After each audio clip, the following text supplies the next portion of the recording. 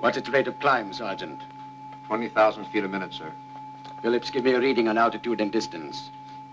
Altitude, 10 miles. Speed, 1,000 miles an hour. It's 900 miles since time of launching. We'll be losing in a couple of minutes.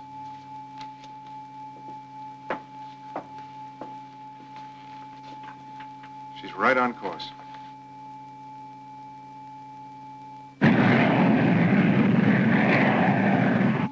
Dr. Rostock, looks as if this atomic-powered engine of yours is going to outmode jet propulsion. We'll see, General. It's out of range, sir. Desert station calling top of the world. Come in, top of the world.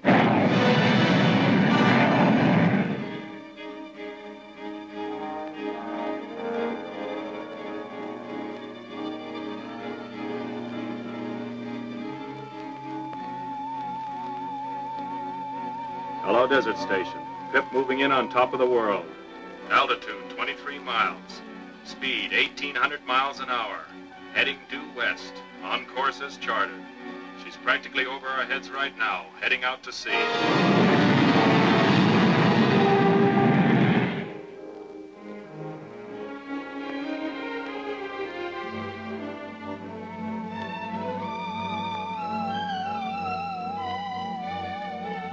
Contact Desert Station. Yes, sir.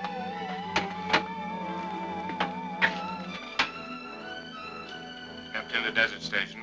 Neptune to Desert Station. Come in, Desert Station. Over. Hello, Neptune. Come in. Over. We're 1,000 miles out at sea. Altitude, 38 miles. Speed, 2,000 miles an hour.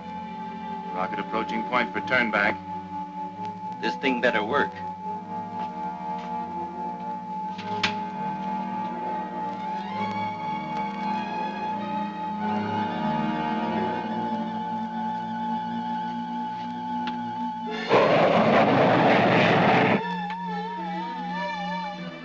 Hello, Neptune. We are waiting. Come in. Over. Do you get me, Neptune? Do you get me? This is Desert Station. We are waiting. Anything wrong? Over, Neptune.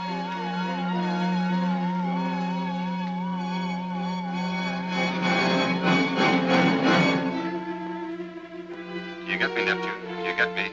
Desert Station, waiting. Anything wrong? Over, Neptune. Desert Station. We can't reverse the rocket. It's out of control.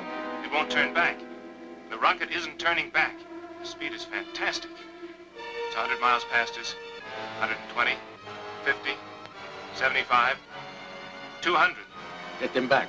Desert Station calling Neptune. Yes, Desert Station. This is Dr. Michael Rostov. Are you sure your reading is correct? Are you sure you haven't miscalculated? No, sir. We're positive. Came in right on schedule. On its exact course. Where is it now? It's getting below the horizon. It's gone. Neptune still standing by, Desert Station. What orders? Have them keep a clear channel. Yes, sir. Desert Station calling Neptune. Stand by. Keep channel clear. Roger. Neptune standing by. Over. Dr. Briggs, traveling for 3 more hours at its present rate of speed, same fixed course, where would you say it would crash? Somewhere within this radius. Not good, is it? Not good, but at least not a total failure. If we can ever recover it, we'll find why it didn't come back. Gentlemen, you represent the armed forces. You know what this test means. Right now, it's a failure. We've always managed to be first in a long race against time. We proved that with the atom bomb. But if we don't recover this rocket and make it work first, or if someone else should recover it before we do, well, you know the consequences. It isn't the money we've spent. It's the time out of the lives of men like Rostov and Phillips and Briggs. It's the thousands of hours spent in research by the men working under them. Those hours represent a large portion of our nation's security.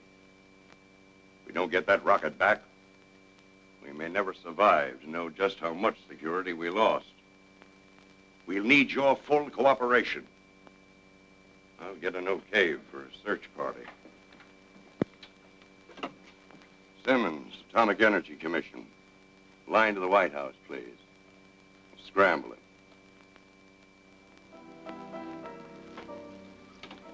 Another demo test. No, thanks. Coffee's bad for my sense of humor. And with you, I have to stay on my good behavior. You mind if I tear down a few of my inhibitions? Not at all. That's what it's there for, Major Nolan. Joe's the name. Remember? Don't let the rank frighten you. Habit, I guess. I guess. You don't seem to be running out of inhibitions either. Drink your drink, Joe. Marla, Tell me more about your being a flight instructor. The boys you trained to fly, what are they like today?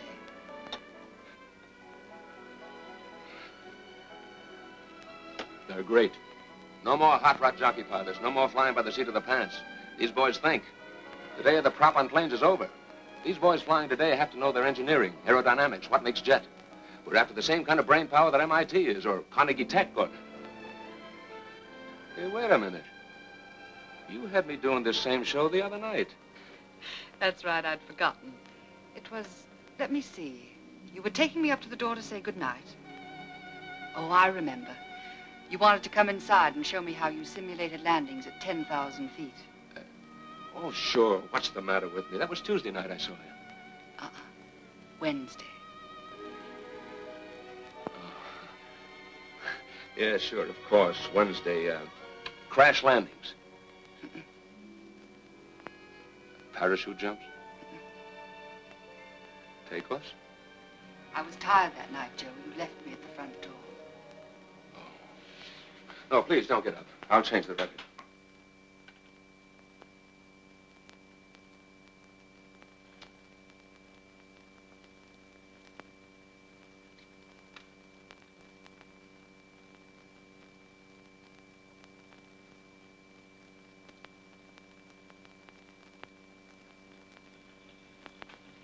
The dinner was magnificent. It was not good to sit after such a heavy meal. Let's give the music a break, shall we? It's very sweet of you to worry about my figure. A woman appreciates such thoughtfulness. From such worries, a person can develop insomnia. What a shame. You fly a plane as well as you dance? I manage. Those simulated landings, I'd like...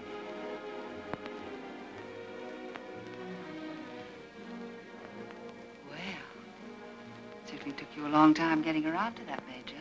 It'll never happen again.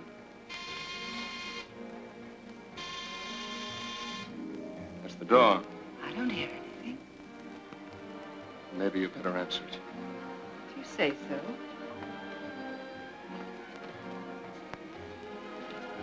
so. Yes. Pardon me, ma'am, but is Major Nolan here?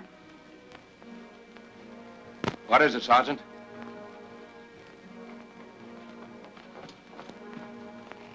Orders for you to report back to the base at once, sir. They'll have a plane warming up for you at the flight line. At once? At once, sir. All right, Sergeant. Come back soon, Joe. Like a homing pigeon. I'd like to finish our discussion about simulated landings. Yeah. What time is it, Sergeant? 2:30, sir. It'll look a whole lot better to me at 3.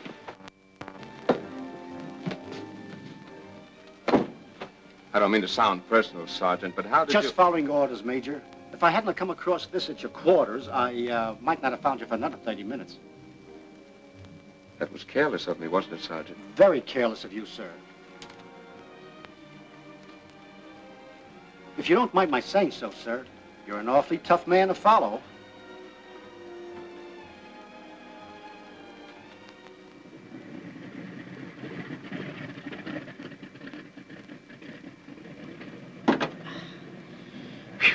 I don't want any more complaints out of you, sweetheart. Willie gave you all new parts, now use them. And you, my blood you got. Half the night I spent over you. What happens? Wrong size. Yeah. Now you got a new one that fits. Use it, be relaxed, and satisfied. Sergeant Tatlow, the CO wants you. What, and leave us sitting here practically naked? If you want to wind up taking hot and cold baths in a straitjacket, that's your business. Mine is to take you to the CO. You coming? Orders. That's all they know. They get them, they give them. You get them, you're stuck. And is your draft board, cat? Ah.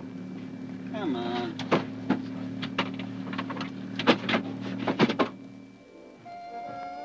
For the next 30 days, stay lost. Now, don't misunderstand me. I don't want to make you feel terrible, but I always said I'd never die in a plane. Let me see. Oh, yeah. She got married last month.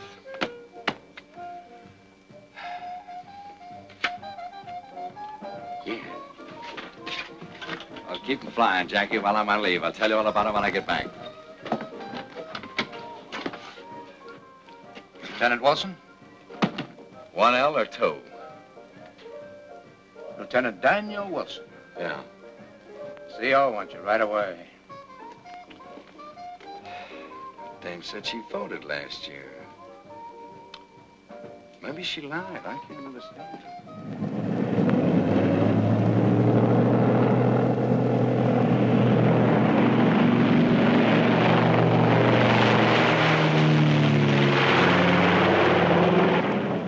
About to go on leave, fill my life with all kinds of contentment and peace. And what happens? My friend puts in a request for his friend to come hold his hand and babysit for some scientists.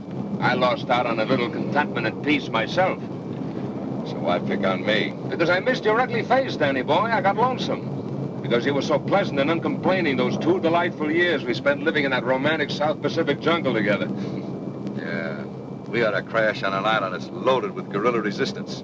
They slap a gun in one hand, a knife in the other, and in 2 seconds you're a South Pacific commando. What a picnic. You got liberated. Yeah, I got liberated. Look where it got me. Liberation. It's a wonderful thing. Let's drink to it. Sergeant, how about some coffee? Come right up, sir.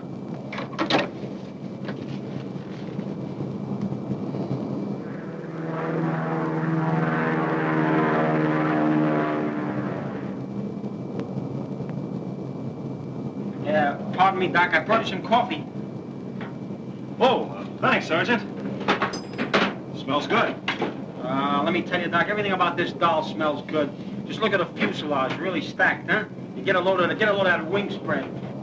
Listen to her sing. I tell you, she's a dream, Doc. My baby. If she could only cook. Yeah. Oh, Doc, yeah, I can see you haven't had much experience with dames. You know, the first thing you gotta know is never spoil their makeup. Sergeant, tell me, what was that point we just passed over? Well, I'm the wrong guy to ask, Doc. You know, looking out from high places makes little black spots do a ballet in front of my eyes. It gets me very dizzy. And you in the Air Force. Thank you, man. Got some coffee for you, Doc. Coffee? Oh, yes, thanks. That's just what I need about this time. But definitely.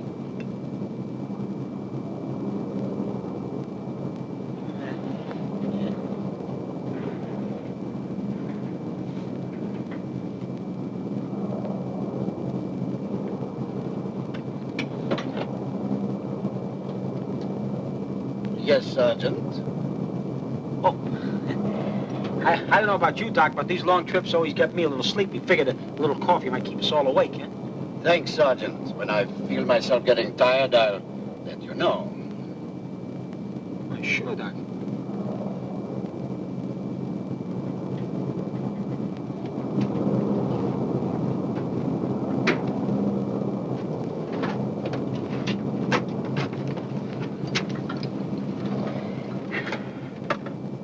Oh, what characters. They're as bad as flying a bunch of congressmen to visit the war front. Why, Willie, how you talk.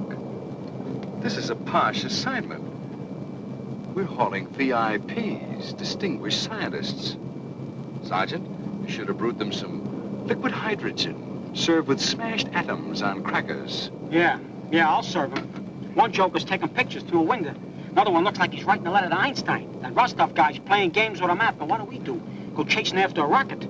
That's a naughty word, Sergeant. Top secret. Hey, take over. I'm gonna play Boy Scouts back there. Let you two aggravate each other. Keep your ulcers happy.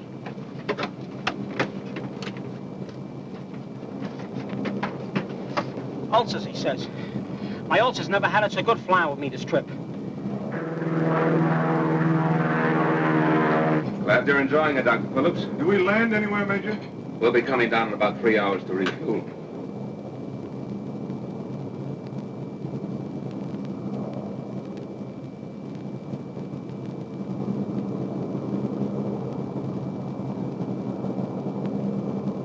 Keeping check on us, Dr. Rostov? Afraid the Air Force will lose its way? Partly, Major. Scientists can't afford to take chances. We try to evaluate every element. But sometimes even that isn't enough. Like, a rocket not turning back when it's supposed to? The mechanical element. The fraction of an inch. A tiny miscalculation. There are always unpredictables. I wouldn't know about that. My life's always depended on the human elements. Well, I'll see you later.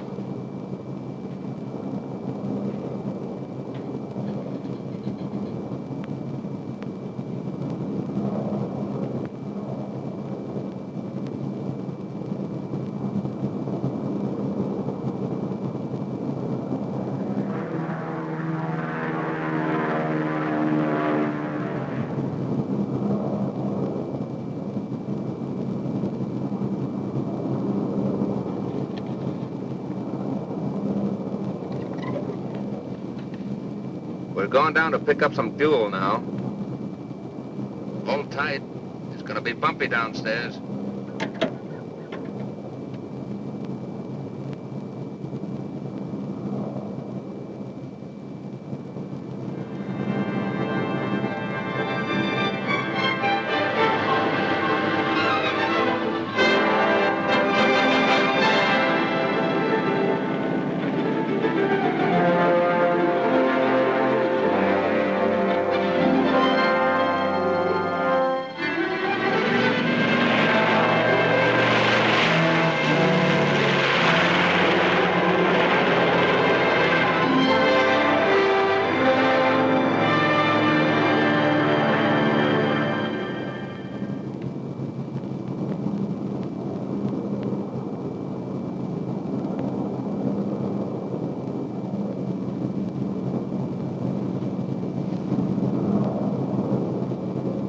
Looks like this is it. We're now approaching rocket's point of departure, where Neptune radar unit lost contact.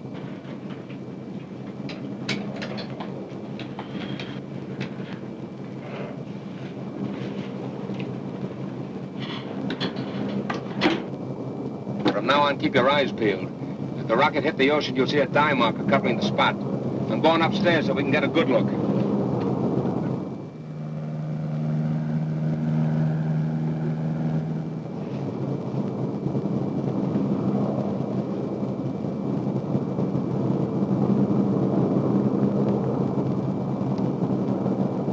Zone where rocket ran out of fuel.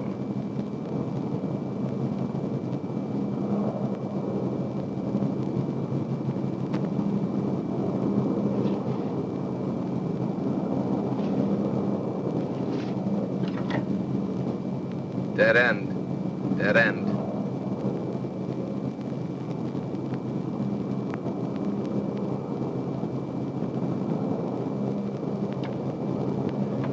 Island to your left. I'm swinging over it so you can take a look.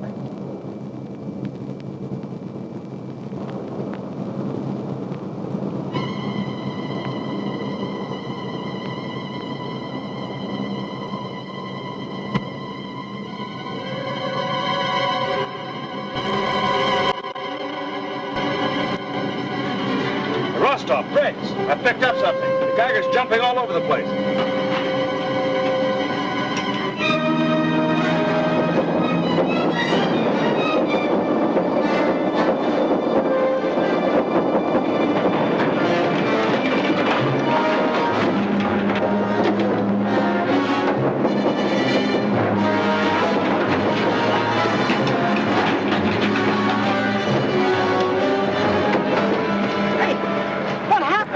Altitude fast. Something's gone crazy.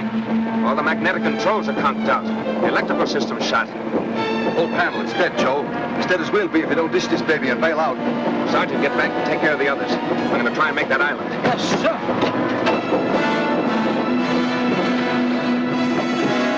Now, we have to hit the silver. Count 3 and pull. I'll meet you down below.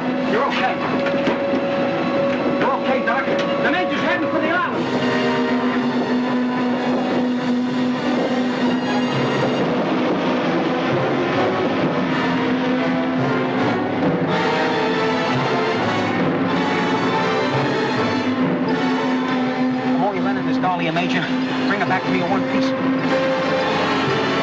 Be kind of be gentle with her. She won't double-cross you. Easy, Major.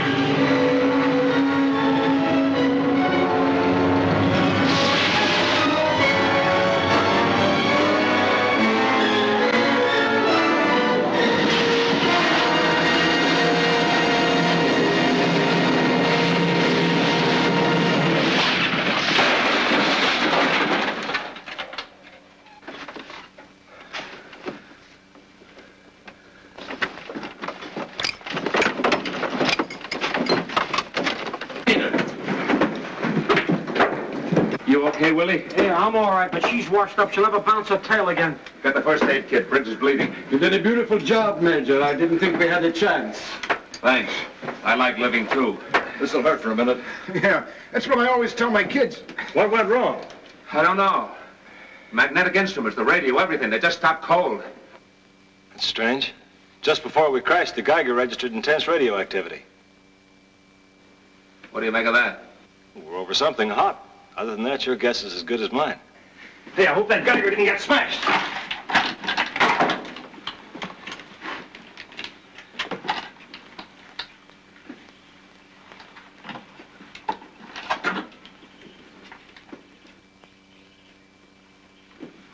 No, still working. But there's nothing. Hey, my watch is going. It stopped before, but now it's going.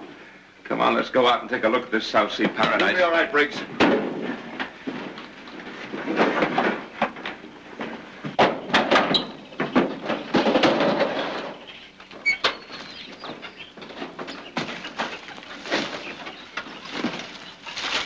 Doesn't look too forbidding. Seems rather peaceful. Talk to some of our guys who crashed in New Guinea during the war. Headhunters, cannibals. This island may be a park, but I'm not going to depend on it. And maybe we ought to try to get the radio working. Hell, let somebody know where we are. We're under orders not to break radio silence until we find the rocket. Oh, that's just fine. Pet hunters, cannibals. Break out the guns and ammunition, Sergeant. Yes, sir. Round up what food we have. Better check all your equipment. Take only the essential things. Looks like we might be camping out for a while.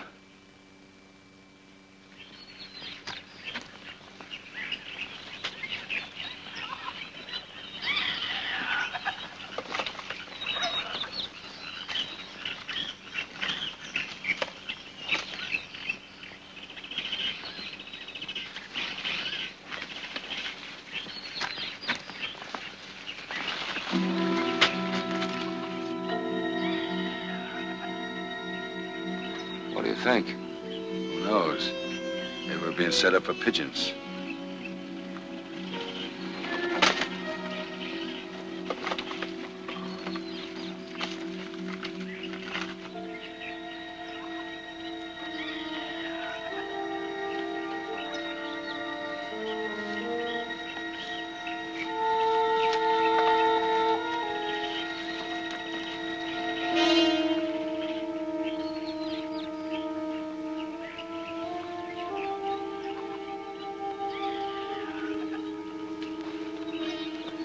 This ain't gonna be such a bad leave.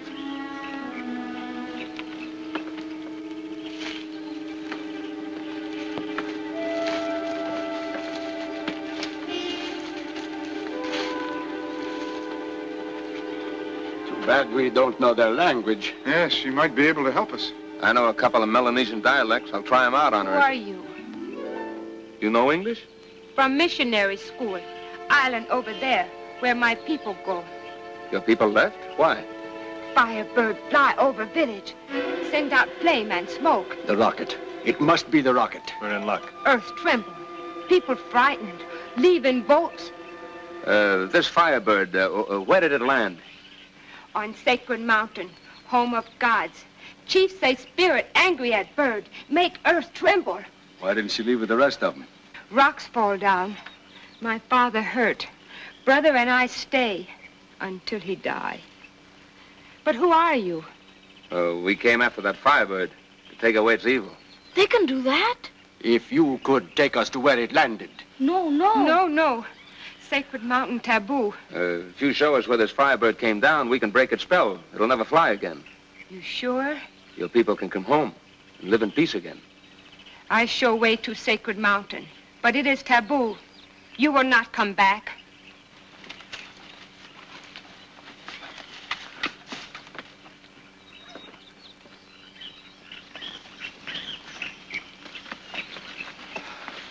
There's Sacred Mountain, home of gods. You mean that's where the Firebird went? Couldn't land on a nice, soft beach. Had to pick the top of a mountain. Well, there's nothing yet. But any radioactivity would be shielded from us by the mountain. Aren't you coming with us? No. We'll see that nothing happens to you. Sacred Mountain taboo. No one ever come back from home of gods. That's the first dame I ever saw run out on you, Joe. You must be losing your touch.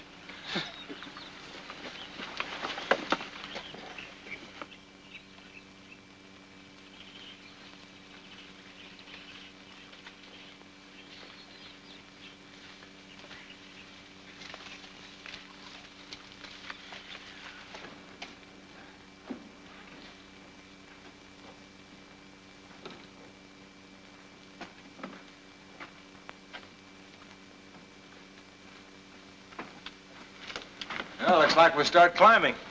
It seems we have no alternative. And one thing, nobody can say we're not getting plenty of exercise on this trip. Who needs it?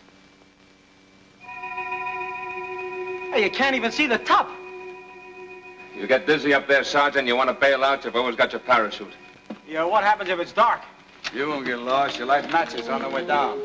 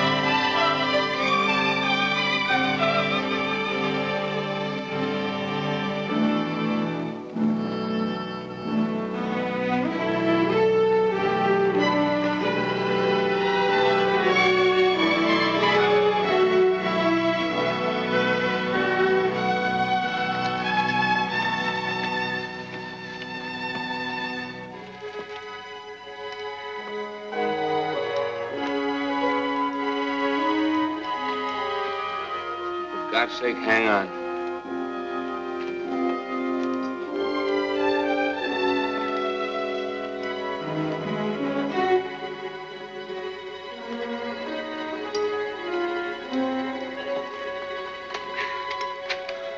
You think you can make it, Briggs? Yeah, I'll be all right.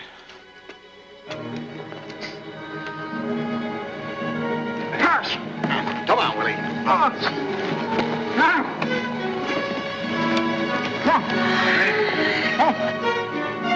You made it, oh boy, you made it.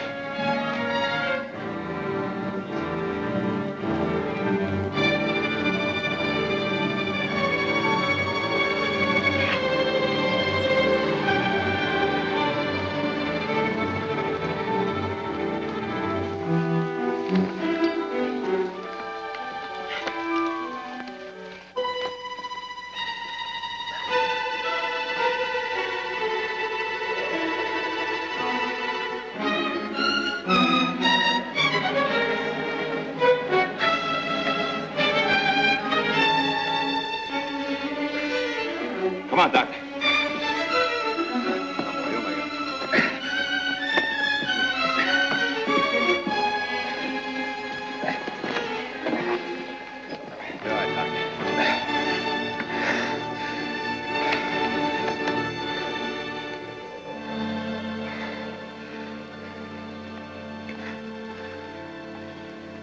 Me cigarette, will you?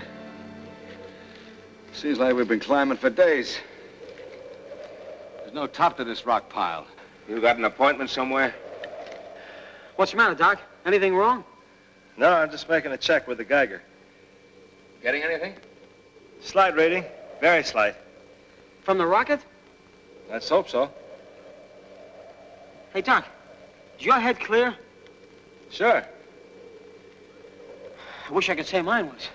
Well, let's go. Huh? So soon? Come on, get your packs on. You got an appointment someplace? Yeah, with a rocket. Come on.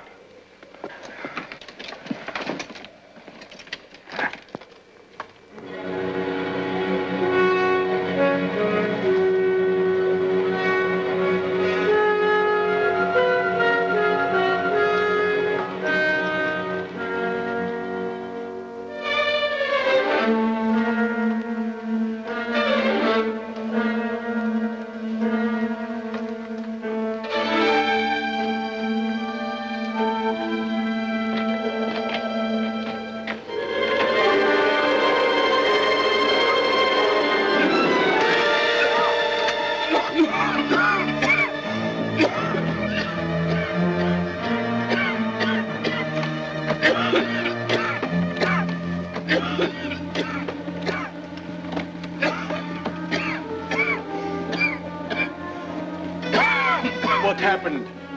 It's poison gas.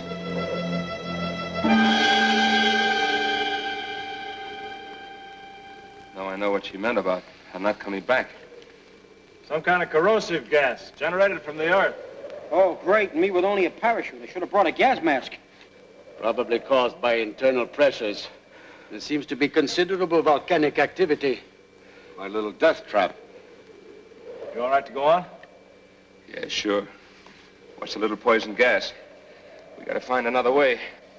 You feeling strong enough, Briggs? Perhaps you shouldn't continue. Please don't worry about me. I'll be all right.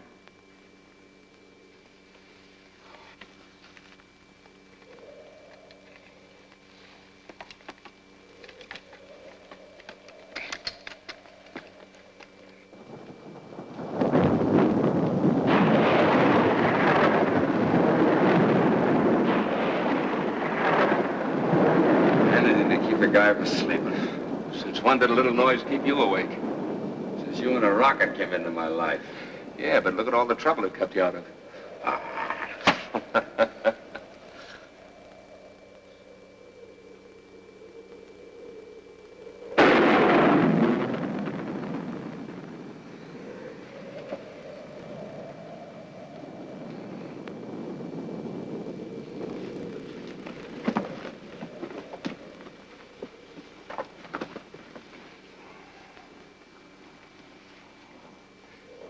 Family? Yeah. The girl's 12, the boy's 16. Fine-looking kids. We'll have quite a story to tell them when we get back. Yes? I hope I will. I'm sorry the going's been so rough. Well, that's what I get for sitting on my big fat blueprints and helping to build guided missiles.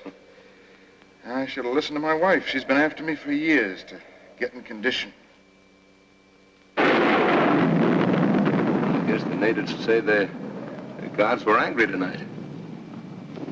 Ever been married, Major? I've come close to it a couple of times, one way or another. How come you never got pinned down? What, have some wife tell him what dames he should or shouldn't go out with? Not Joe.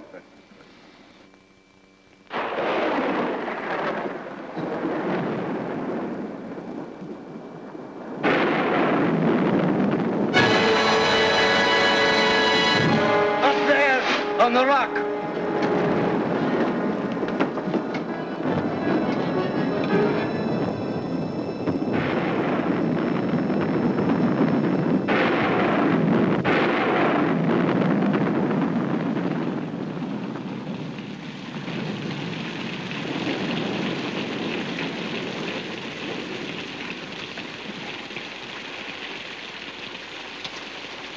What did you see up there?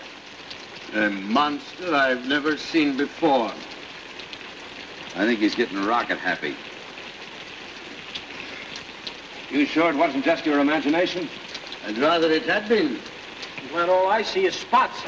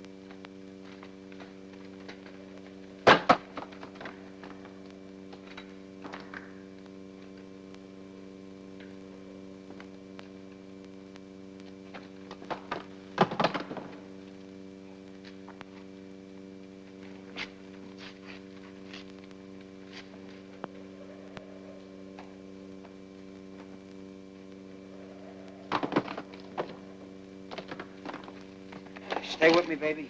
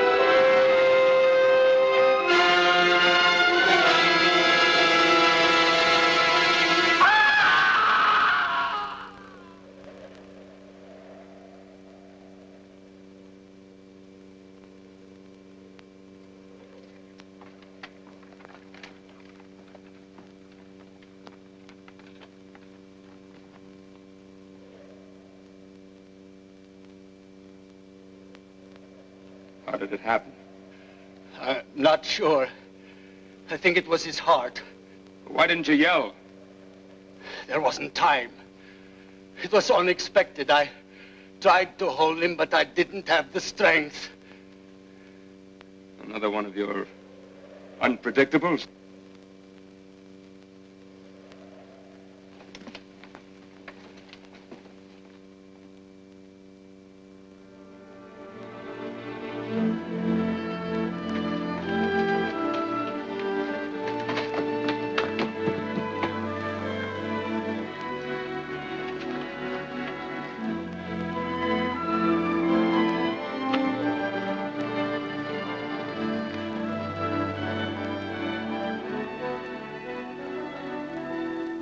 It's a dead end.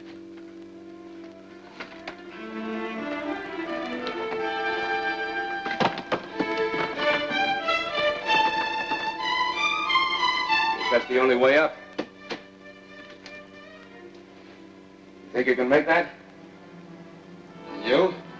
Don't worry about me. I'll be there. You better. It's a long way down. Toss that over to me.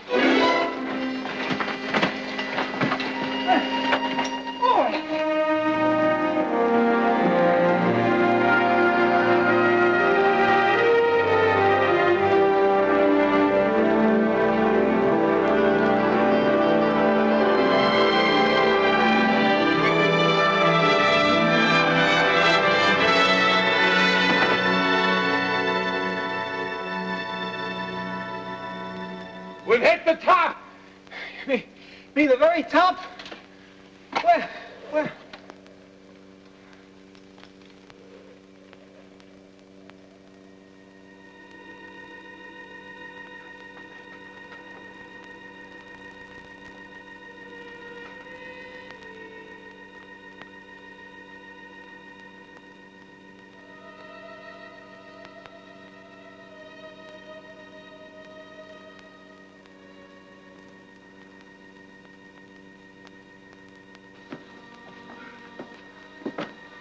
Now I know how high is up. Look at that. What's the matter? Look.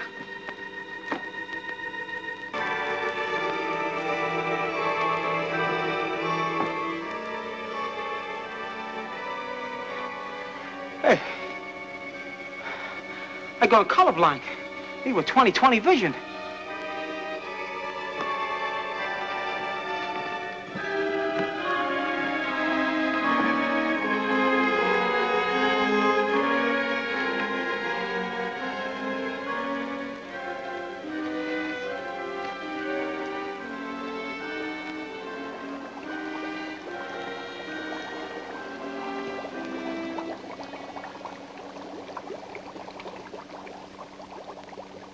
What do you make of it, Doc? I don't know. I'm almost afraid to say. Not like any jungle I've been in. Nor ever will be, Major. You're looking at a kind of world that hasn't existed for millions of years. It's sort of like a lost continent. Oh, you could call it that, I guess. Here, top of a mountain in the middle of the sky. Volcanic dust. It's almost as if time forgot this place. Everything indicates a throwback to prehistoric times. Look at that foliage. Think of the tremendous internal pressures causing such steaming pools and their continuous activity at such altitude. Must be terrific.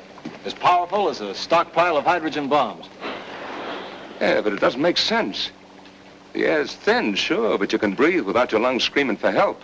And we're miles above sea level. It's all the plants, Major. Practically pure oxygen. But look at this haze. Somebody got lonesome for some soft light. Put a green bulb in the sun. Yeah, like in a nightclub. Only they forgot to bring on the dames, huh? You know what the atom bomb did to the atmosphere, Major? Those same forces could exist here. Who is there to say? If we find that rocket, it may have us someday all living back in a world like this one. I'll worry about that when the time comes. Hey, Phillips, take a fix. See if you can pick up a reading on the rocket somewhere.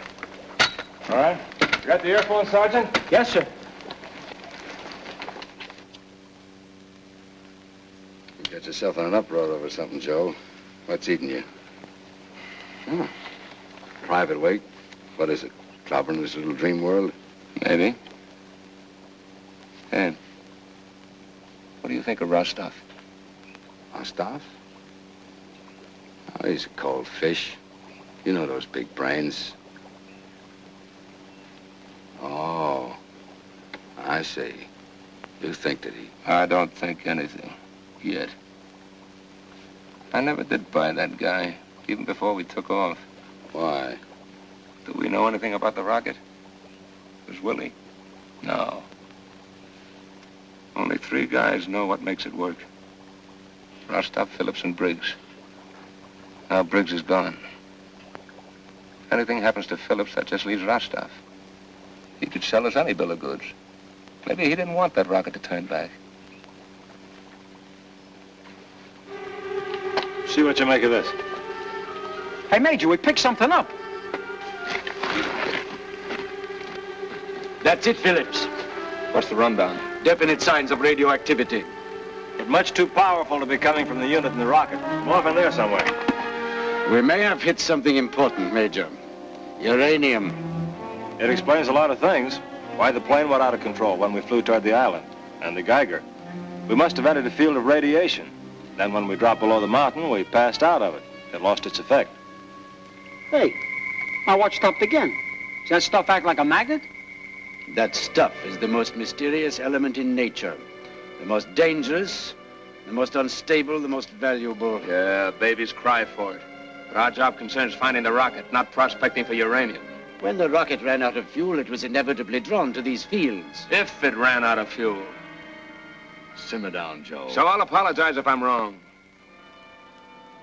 All right, it's the only lead we have. Let's follow it.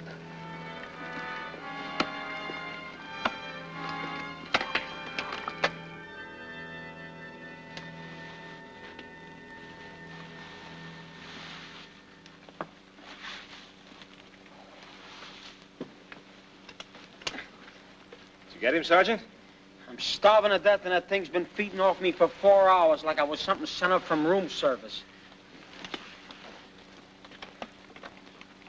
Pick up any late news flashes from the home front, Doc? How's everybody at the Pentagon? Happy? What'd you say?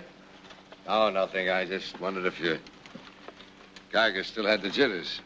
Oh, well, from its activity, we're moving into a hotter zone. Well, at least we won't freeze tonight. Well, if that rocket's near the uranium fields, we're getting pretty close. I show a concentration of almost 20,000 MRs. MRs? How about a short translation for the common man, Doc? Milliroentgens. Millie who? It's like taking your temperature, Sergeant. Only this shows how hot a zone is with radioactivity. How dangerous is the area? Don't worry, Major. We're safe enough. But if the uranium in those fields were refined, we'd have been dead hours ago. Well, raise your flaps. That rocket won't find us. I joined the Air Force.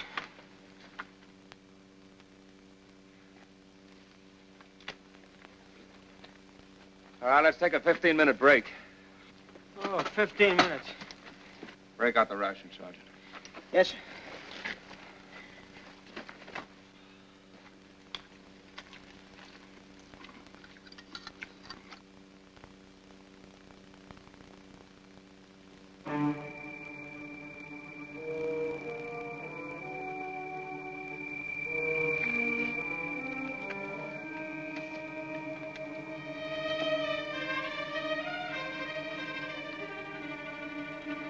Hey, Joe. We got company.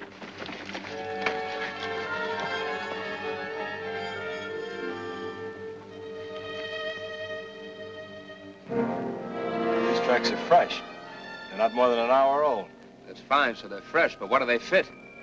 Nothing human I ever saw. Not even my top sergeant had feet that big. I've seen tracks like these before. Yeah, where? In a museum. They're Brontosaurus tracks. Bronto what? Hard to believe, isn't it, Major? My calendar says 20th century A.D., not 100 million B.C. I appreciate your feelings, Major, but you can't change what we've just seen. Or what may lie ahead.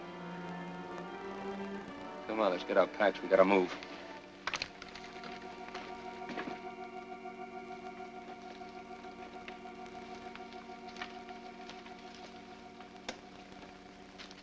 You sure we're still on fix?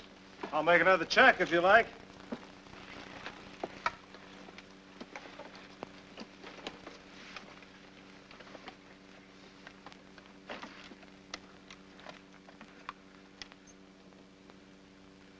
All right, on course. Good.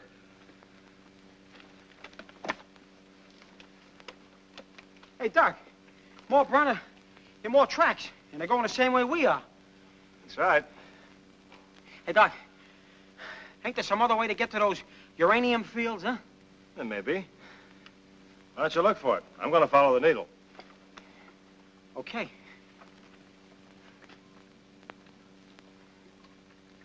Hey, Doc. I think I'll stick with the needle, too, huh?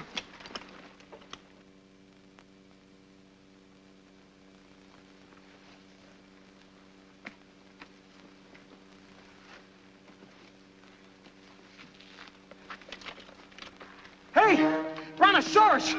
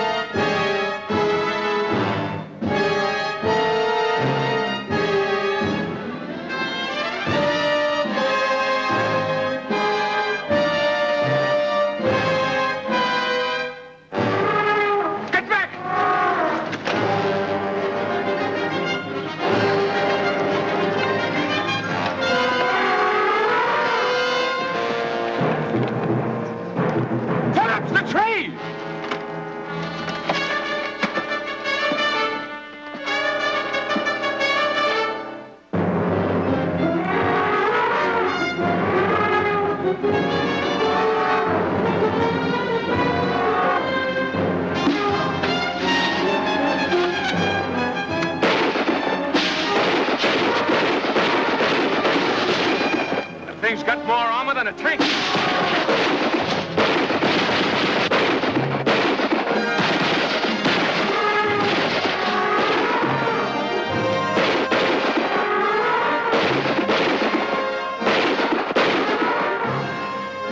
Get him out of here!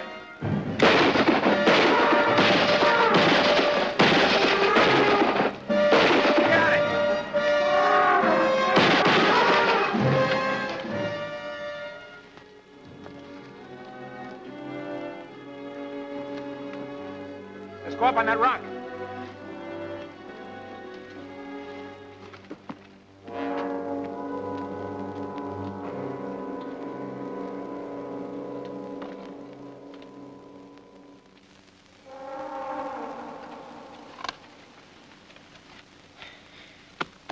Just keep your nylon all in one piece, baby. I may be needing you yet.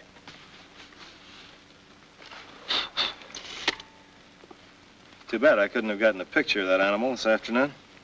Pictures? You're lucky you weren't killed. How do you account for all this, Doc? How do you explain it? Who can explain it? It's an impossibility. Yet here we are, right in the middle of it. That's where I always wind up. That animal we saw this afternoon hasn't existed for millions and millions of years. It had disappeared before man was ever heard of. What's the matter with it? Don't know it's supposed to be dead? You know what a miracle is, Lieutenant? Sure. Can you explain it? No. I can't explain what happened this afternoon, either. Well, thanks for straightening the whole thing out, Doc. You took the words right out of my mouth. What a relief. Good night. I'll call you when it's your watch.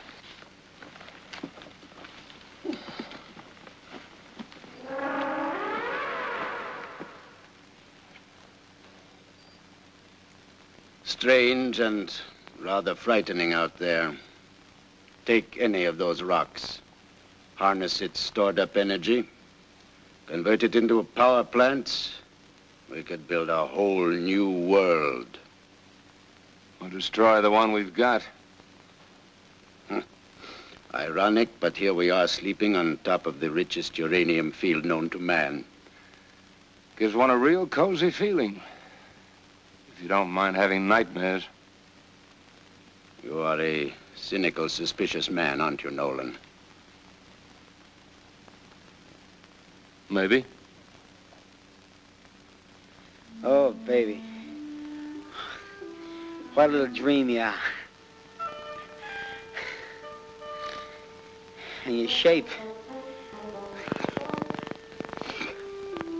Perfect. Everything about you. Beautiful, beautiful. There's just one thing about you, baby. If you could just have propellers instead of jets, you're perfect.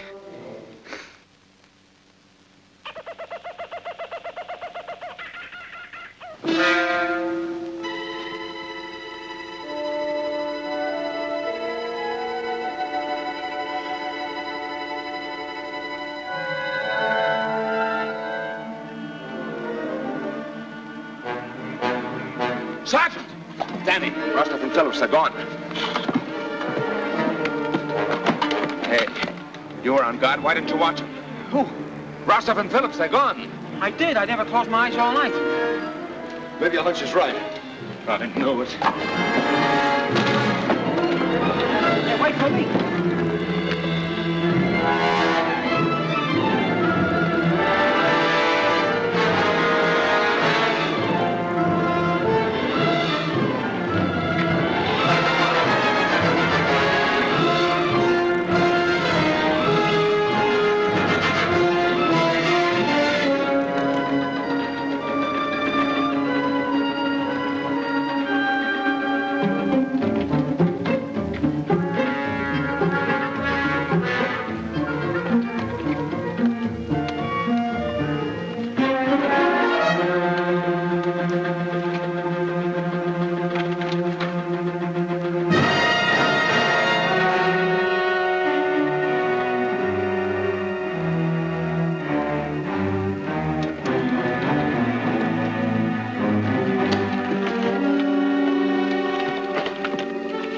What are you doing? His foot became lodged in the rocks. I wasn't able to free him by myself. What's the idea of coming out here alone? Keep your voices down. Look. Hanging around for hours ever since I discovered Dr. Phillips. Get down! Get out of sight!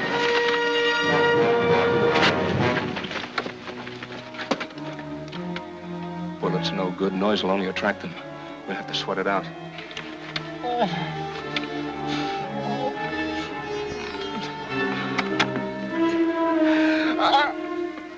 Go ahead and yell. Do you good. You got us trapped into this. Now go ahead and yell loud.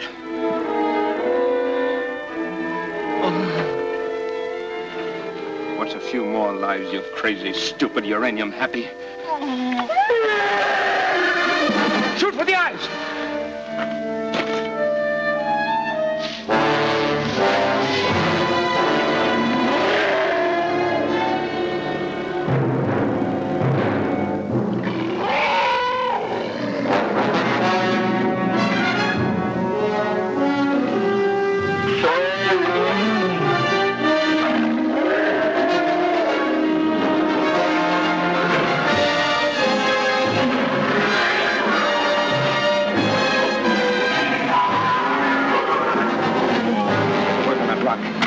Sergeant, keep your eye on him.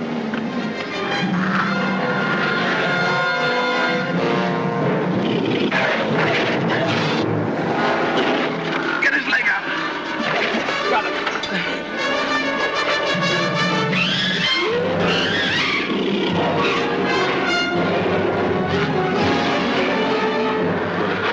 Look, Danny, get him out.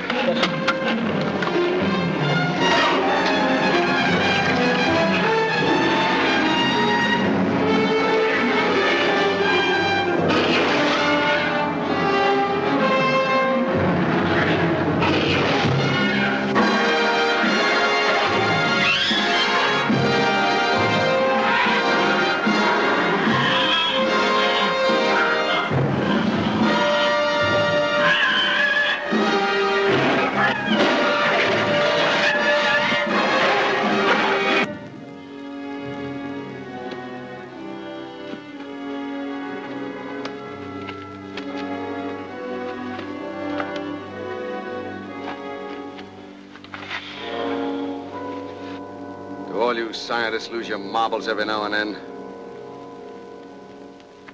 I'm sorry to have caused you so much trouble, Lieutenant. I woke up a little earlier than the rest of you this morning and seemed a swell chance to grab some pictures. I was lucky Mike followed me. You think I'd let you get yourself killed in the prehistoric jungle? We've been friends too long. Well, the leg's feeling better. Come on, let's keep walking, huh?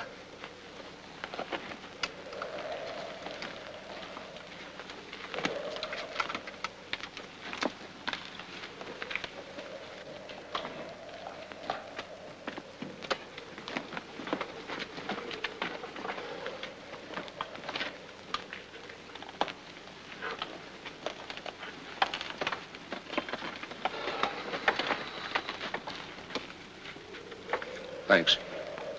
Not disturbed because it's still BC instead of AD? No? I'm convinced.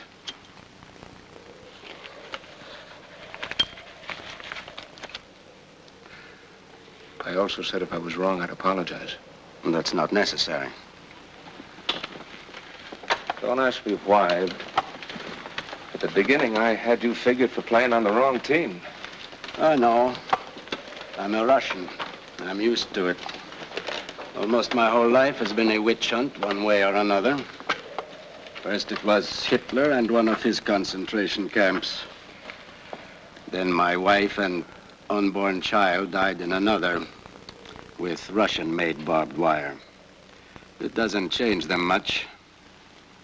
A lot of guys are finding that out every day. All respect for my country lies dead in those camps. I hope to go back and resurrect it someday.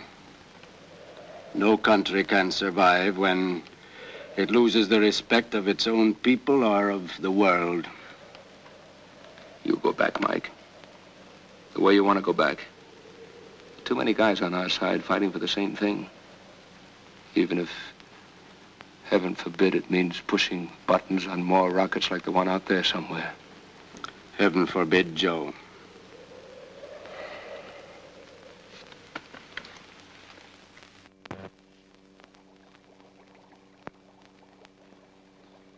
Same unknown vapors we ran into coming up the mountain. Being forced through the earth at tremendous pressures. Too much pressure with no safety valve. And if they should ever react with the uranium fields... Quite a 4th of July.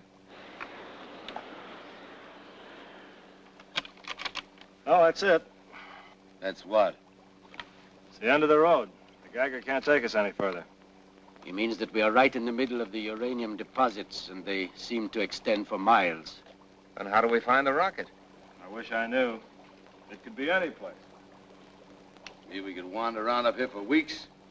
Come on, let's get out of this graveyard.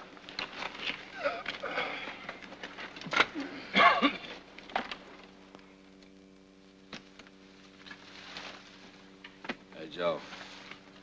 I don't know how long these guys will hold out. They got pleats in their pants. They're folding so fast. What's eating you? You heard what Phillips said. You know what chances we have. We're beating our brains out for something we may never find. We don't even know where to look now. If the rocket's up here, it'll rot before anybody can get to it. You bored? Yeah, I'm bored. We're down to our last few rounds of ammo. Worried? No. Run out of bullets, I got a new secret weapon. See any more of those fugitives from Mizzou? I'll just walk up to them and kill them with spit. Ah, who wants to be a dead hero?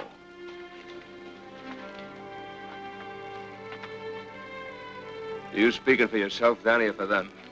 Maybe I'm saying what they don't want to say. The lieutenant seems to think you got something on your minds. I'll give you a chance to unburden yourselves. Have nothing to say? Well, I have. We're low on food, we're low on water, and we're low on ammunition. Maybe we're getting a little low on nerves. But I got news for you. I walk around with my guts twisted up same as you. I want to clear out of here the same as you. I didn't ask to be trapped in this rat race, but as long as I'm here, I'll try and finish. Anybody who wants to can knock it off now. Feel better, Major? Well, don't just stand there, Major. We got a rocket to find. Baby, you ain't getting any lighter. So I'll spit in their eye.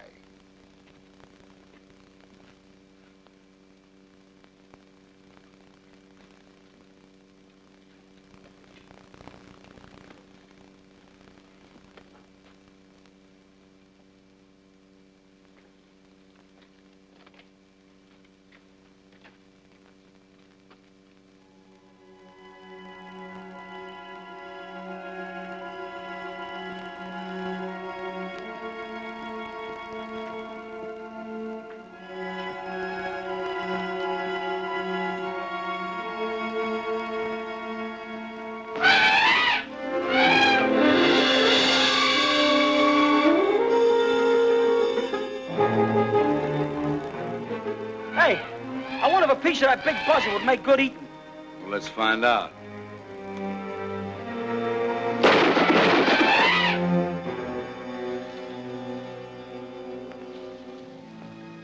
I think it fell right around here. Hey, look! Oh, with a mad passion, I love you. Let's get to it.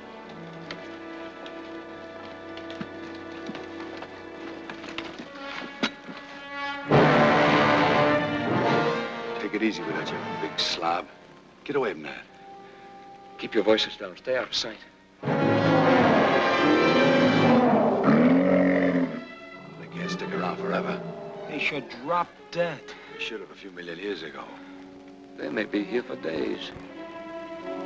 Hey, Rostov, how much time will you need to get the unit out of the rocket? Depends on how much damage we find. Ordinarily 10, maybe 15 minutes might do it. Another 5 to get the data off the light recording instruments. Can you knock off the whole works in half an hour? Should give us plenty of time. I think I've hit an angle to get rid of them. It's going to be rough, but it might work. Danny, you and Willie circle the animals. Get them back of the rocks and boulders and start shooting. It might bait them away from the rocket long enough for Rostov and Phillips to move in. We're going to shoot the works on this. If we don't do it the first time, we've had it. Hope you got plenty of spit. I run out. You'll know it. Willie.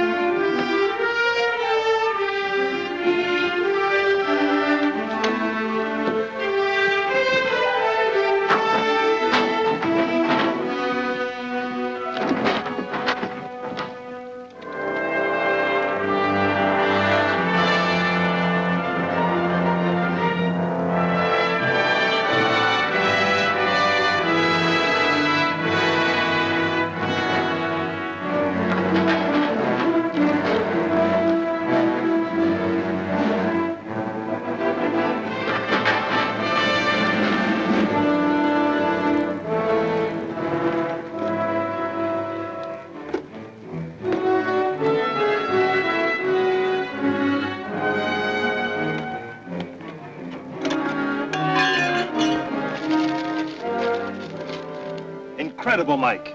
Maximum thrust registered 9.5. And I designed the controls for 2.5. A team of those animals out there couldn't have turned it back. What does that mean? Was this rat race worth it or not? Eminently, Major. Now that we have these, we'll know how to design the next one. No more unpredictables.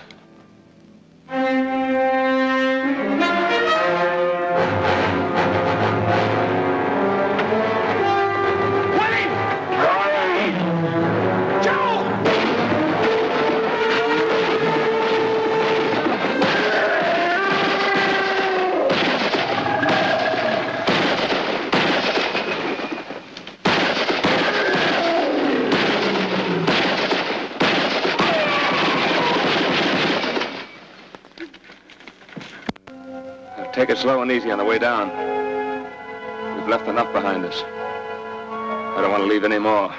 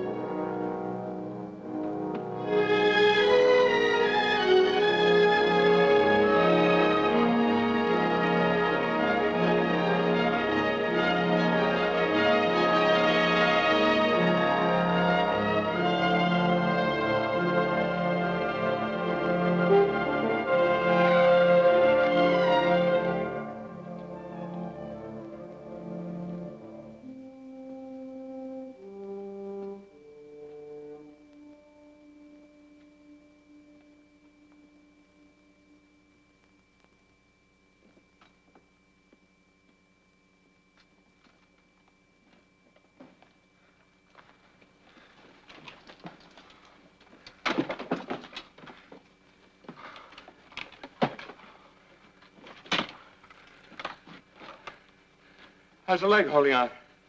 I'll make it. You, Mike? All right. But if Willie were here, I'm sure he'd have more to say. Yeah, he'd probably say, hey, it's gonna rain. Let me call without an umbrella. How you like that?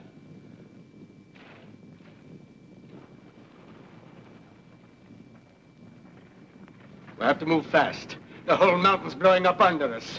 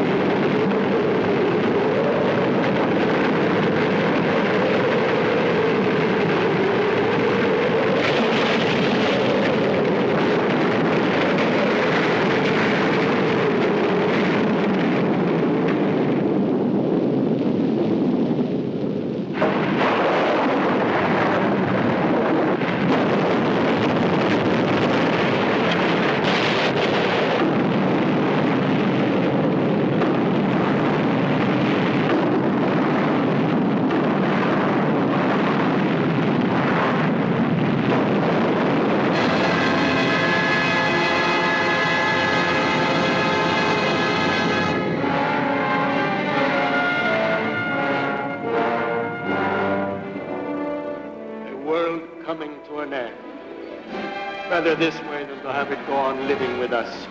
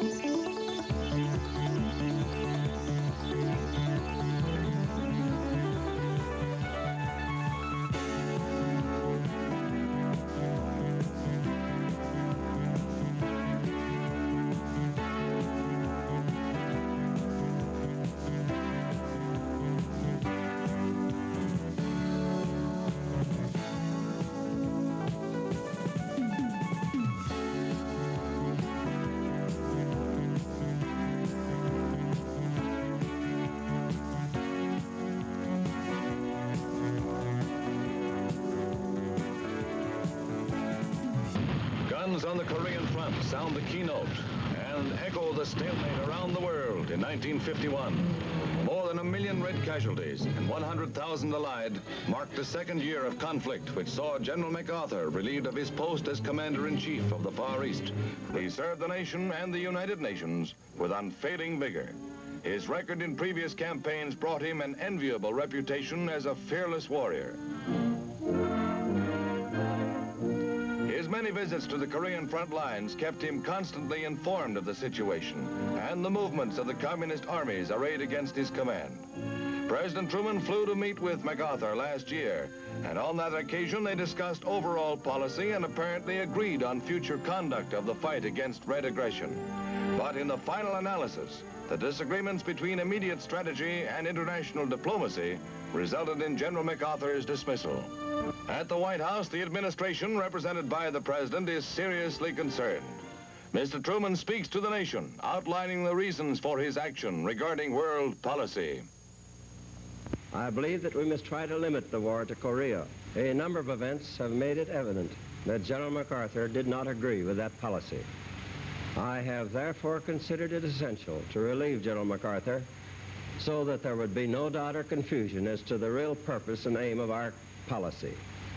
It is with the deepest personal regret that I found myself compelled to take this action. General MacArthur is one of our greatest military commanders, but the cause of world peace is much more important than any individual. America was stunned by reports of the mass murders of 5,500 of their own war prisoners slaughtered in cold blood behind communist lines.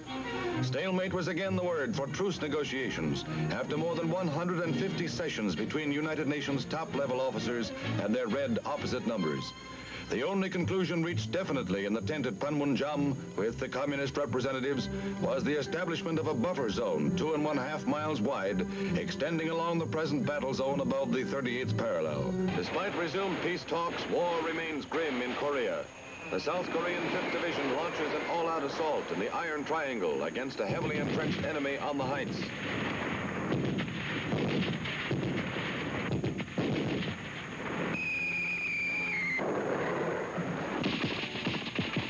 Dug in on the hillsides, the Reds are again hit with small arms fire by the 7th Division, now seasoned troops after 16 months of combat service. They flush out numerous prisoners as they turn on the heat. It is an action which has cost the communist forces an estimated 25,000 in killed, wounded, and prisoners. This is the grueling battle of Bloody Ridge, where every foot of ground is bought at almost point-blank range.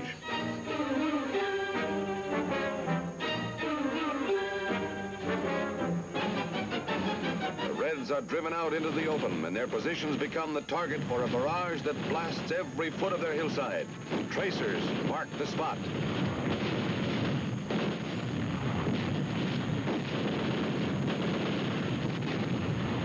The war in Korea continues bitter and unrelenting, but the United Nations grind steadily forward toward victory. Mustangs on the prowl in Korea, dripping films of Air Force F-51 fighters diving down to strafe the Reds entrenched on ridgetops along the Eastern Front. Close support air warfare pays off.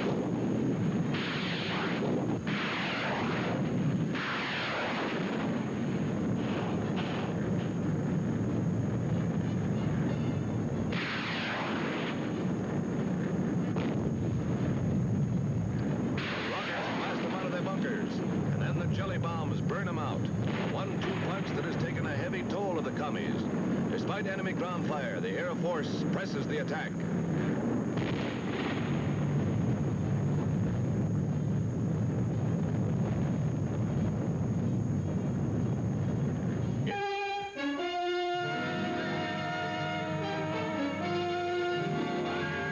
New York City's teeming millions, prime target for an atomic attack, go about their normal affairs. Suddenly, their daily routine is rudely shattered by the screaming wail of air raid sirens, warning them of a possible enemy onslaught. This first demonstration of an all-out civil defense drill by America's #1 metropolis is a model of preparedness and training. All traffic halts, and pedestrians immediately seek shelter, guided by a corps of well-trained wardens. All autos are parked, and drivers and passengers join the throngs, making their orderly ways to safety.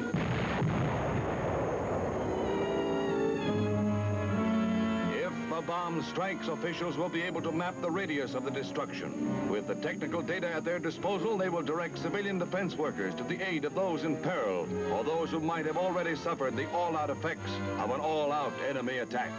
Hospitals will place their facilities at the disposal of the injured, and Geiger counter experts will test patients and areas for possible atomic contamination.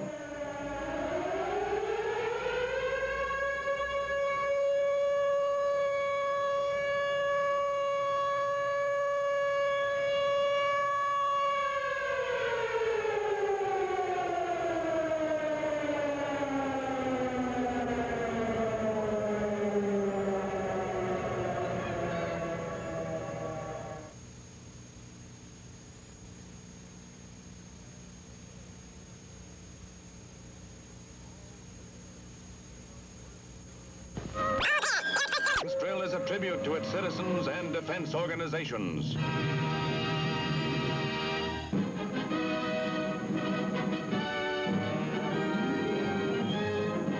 War can be very difficult, but it can get even more complicated if you have to sort out 9 sets of twins in the same army.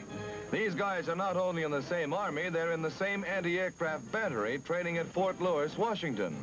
8 pairs of these brothers are so identical that when you look them over, your tactics are overwhelmed by your strategy. This top kick, for instance, is slightly bewildered as he checks off the detail in duplicate with copies all up the line. Doing a double take, he sounds off as approved by Army regulations for sergeants. KP and guard duty team up to further baffle the lower echelons. After a fast switcheroo by this pair of twins, the Spuds are all eyes. The Cookie gets a load of this combination and finds himself in a stew. Anyway, he seems to have a beef.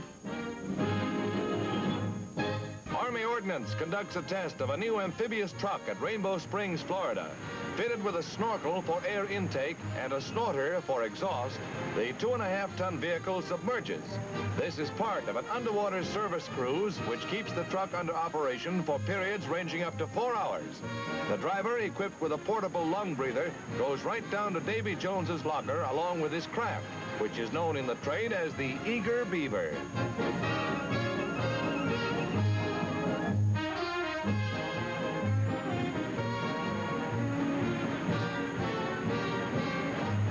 Mermaids thumb a ride for a submersible hitchhike.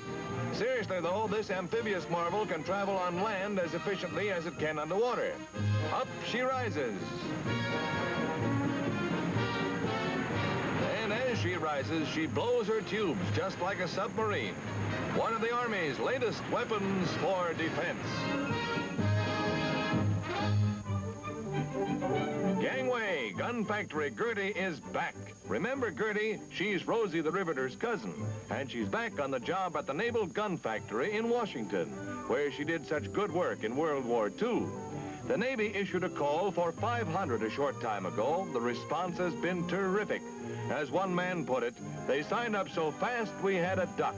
Mrs. LaVesta Weston is 61, oldest of the new group, whose presence here relieves for military service. Gertie's back and doing a job.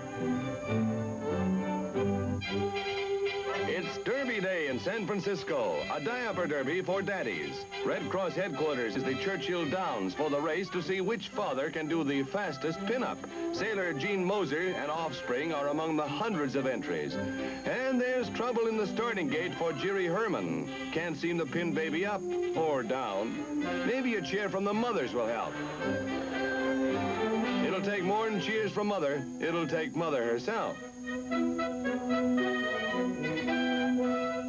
The champ of the quick change artists is Bob Greenberg, and he receives the crown of his royalty. He's the king. Mother says he can do all the changes now, and just look at his handiwork. Long live the king. 1951 also takes its place as the year of the great investigations, during which the links between the underworld and politics are given a thorough airing.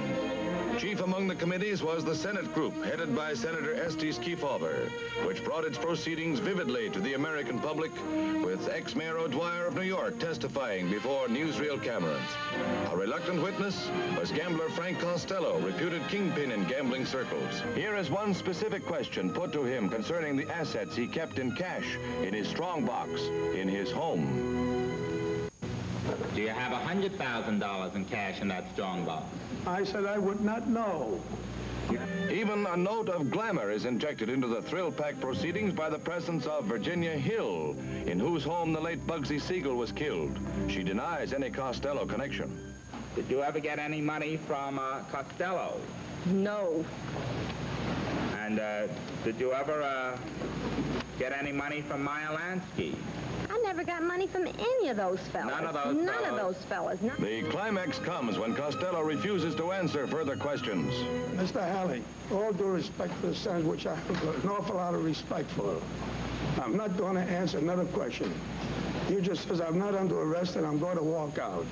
Now, I should explain to you exactly what the legal situation is. You are under subpoena, and if, as I assume, the chairman instructs you to remain and answer questions, you will thereby become guilty of contempt of this Senate committee. Repercussions from the New York hearings have been nationwide, with contempt and perjury citations indicated by the committee. And with this summation of public sentiment by former Ambassador Spruill Brayton, now heading the Anti-Crime Committee in New York, who says, of one thing we can be sure. The Costellos, Adonises, and the rest of this scum, and still more, the miserably corrupted law enforcement officers, are among the Kremlin's best friends. Ever was the nation made more probe-conscious.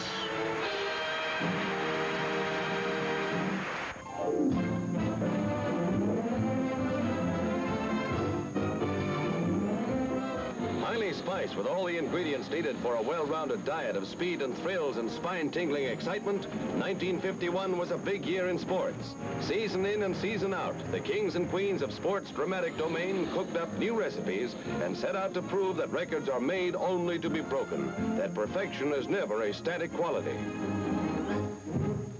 And what a year it was for baseball and the New York Giants. Leo DeRocha's miracle team spotted the Dodgers a 13-game lead in mid-August, then overtook them, forcing a 3-game playoff. Remember Branca's fatal pitch and Bobby Thompson's storybook home run in the 9th inning of the 3rd game that gave the Giants the pennant? The Polo Grounds burst its seams that afternoon when Thompson's blast exploded the Dodgers into oblivion and gave the Giants their first pennant in many a long year. With all due respect to the Yankees, the World Series was an anticlimax after this dramatic wind-up of the National League race. America loves baseball and it loves miracles. It got both in 1951. Biggest number on the grid scene was 42. Princeton's dashing Dick Kazmaier, the triple threat tailback from Maumee, Ohio. Top man in almost every football poll in the country, Kaz ran and passed and booted his way into football's Hall of Fame. Tennessee was rated the top team of the land, but Kazmaier ran away with the individual honors. The daring do of Touchdown Dick in '51 will long be remembered by football fans. Churchill Downs and the Kentucky Derby, richest in history, and a slow-motion record of a stunning upset by a hitherto unknown 15-to-1 shot. Count Turf, son and grandson of Derby winners, hitting the biggest jackpot in the history of America's great turf classic. His owner once sold peanuts at the ballpark, but he rode the gravy train at Churchill Downs. Count Turf making Derby Day 1951 unforgettable. The big story in golf was the little man who came back. Texas Ben Hogan, once so badly injured in an auto accident, nobody thought he'd ever play again. But he did, and at Birmingham he holed out with a 3 under par to win the Open, his 3rd U.S. Open title. The biggest little guy in golf. Boxing had its two-fisted impact on the sporting scene, and out of the slam bang came the defeat of Ezzard Charles at Pittsburgh by the veteran Jersey Joe Walcott. Prayer and stubborn determination brought a new world's heavyweight champ. Yankee Stadium won't be the same picture without that glove and the man behind the glove. Joe DiMaggio announces his retirement after 13 seasons with the Yanks. His bosses, Topping and Webb, and his manager, Casey Stengel, will miss the great center fielder, who said recurring injuries made him decide to quit at 37. National League President Ford Frick looks on as Mayor Impellitteri unveils a plaque commemorating the 75th anniversary of baseball's senior circuit. The unveiling takes place at the site where Major League Ball was founded, Broadway at 3rd Street in New York. In the Broadway Central Hotel, old-timers like Arlie Latham of the Reds talk over old times. Arlie is 91, but he's still full of pep. Celebrating with him are members of baseball's Hall of Fame. Ty Cobb, George Sisler, Roger Hornsby, Tris Speaker. Team pose for their pictures on a sparkling birthday, a diamond jubilee of the diamond. Lady wrestling at Turner's Arena in Washington, D.C., but not ladylike wrestling. Gloria Baratina gets tossed by Nell Stewart, and the goodly throng of fight fans hoot and holler for fireworks a la weaker sex. Blonde Nell Stewart, the tornado from Texas, who's fought 1,200 bouts and rakes in about 20 grand a year playing rough, tries her famous knee lift on glamorous Gloria, the last from Maryland who forsook a career in opera for a more profitable area in the arena.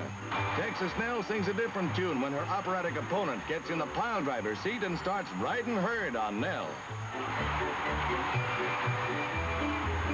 This is where Miss Stewart begins to fall behind.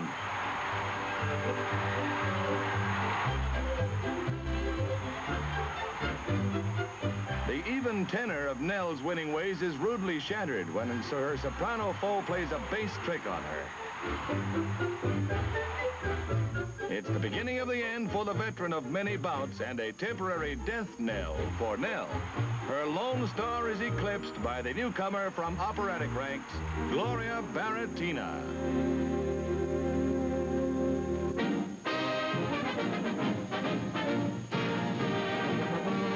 Muscle men mingle in Los Angeles, and setting a new world's record in the national weightlifting contest is John Davis of Brooklyn. 340 pounds, and Davis shakes his head. And don't ask me why. Doug Hepburn tries the same weight. Lightweight Joe DiPietro of Paterson, New Jersey lifts 230 pounds to take first in his class. The Bicep boys make with the muscles, seeking this year's Mr. America title. Now, please, girls, no whistling. Roy Illigan of Oakland, California seems to be head and shoulders above the crowd. Yep, Roy Illigan gets the nod, the title, and the trophy. Mr. America of 1951. Looking into our crystal ball, we come up with swimsuit fashions for 1952. These are called heavenly bodies because they are out of this world and are being shown by Cole at Hollywood. Gold lastex, sparkling with plenty of stardust and plenty of imagination. This is called the wing ding. Wear it up or down for obvious reasons. And here is the triple threat in terry cloth. Wear this as a draped skirt, a hooded cape, or as a bare shoulder pool dress.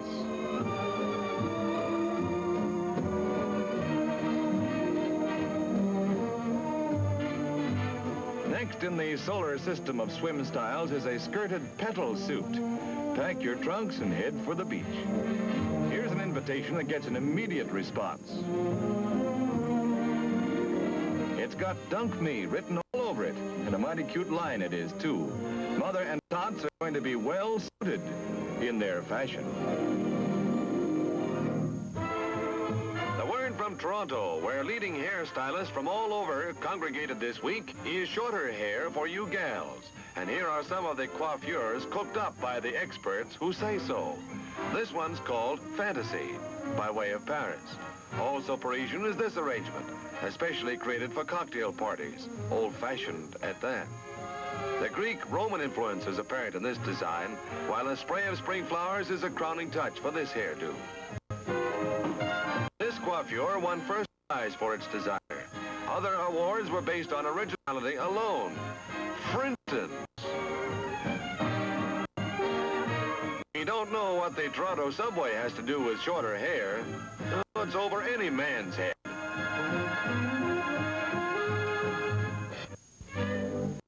Here's a man who thinks that most of his hair is too close to his scalp, so he comes to a clip joint to get a once-over lightly. It seems that the Mohican hairdo is all the rage in Paris. The barber doesn't speak the redskin dialect, but like all barbers, he can cut your hair in 7 different languages.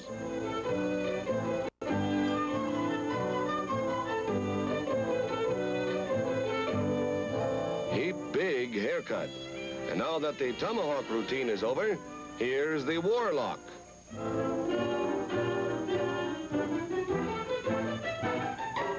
The first of the last of the Mohicans. Cute, no? No. Well, let's not split hairs.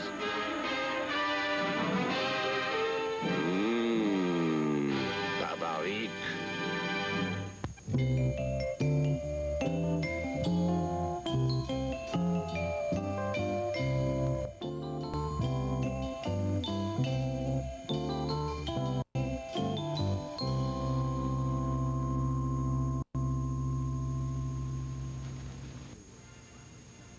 It's Oscar night in Hollywood, glamour capital of the world.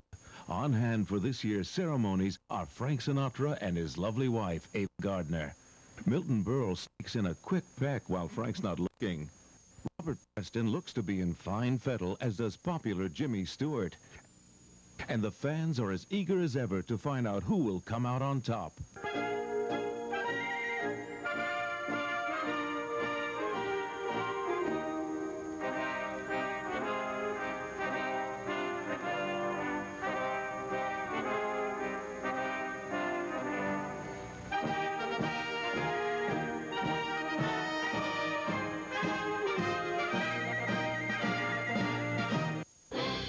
Francis the Mule receives an honorary degree from Goodwill Industries in Los Angeles in recognition, quote, of his achievements, including his reputed ability to talk, unquote.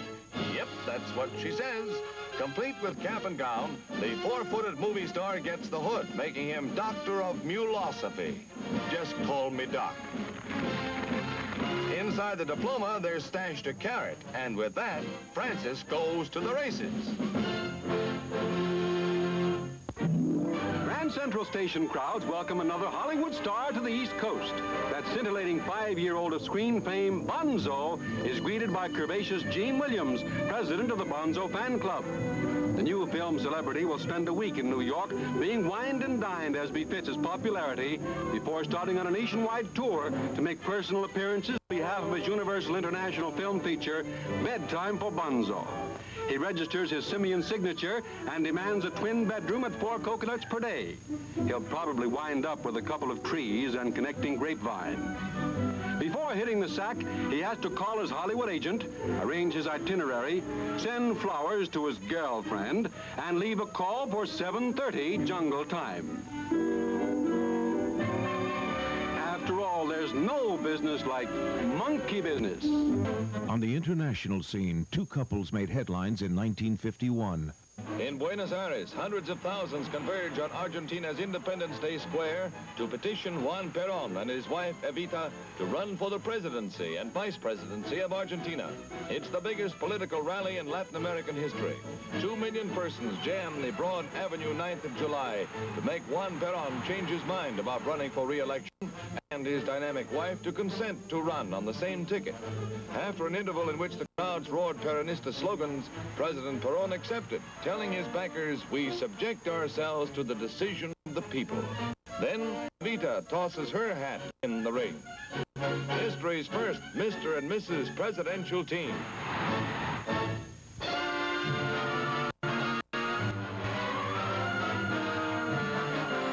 One of the greatest peacetime spy dramas in the nation's history reaches its climax as Julius Rosenberg and Morton Sobel, convicted of revealing atomic secrets to the Russians, enter the federal building in New York to hear their doom.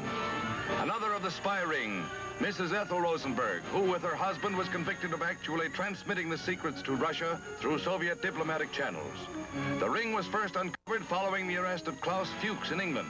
David Greenglass, Mrs. Rosenberg's brother, confessed theft of the secrets while stationed at the Los Alamos atomic project. He later became the government's chief witness in the prosecution of Sobel and the Rosenbergs. It is a stern jurist they face in Judge Irving Kaufman.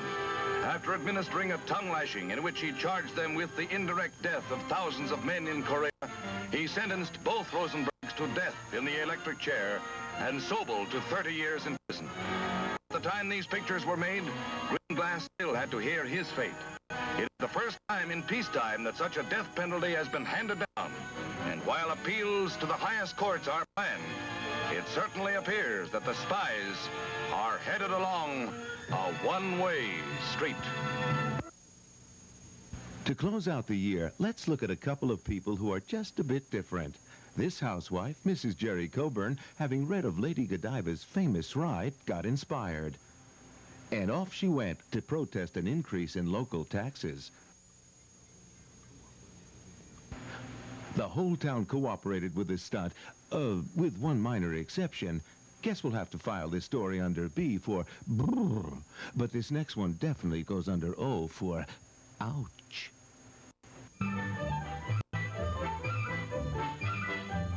This human pincushion, Scarabée, says, "Hit me." He's out to beat the world's record for immunity to pain. Ouch! Well, that's what you would say, but Scarabée is a complete stoic to such pinpricks.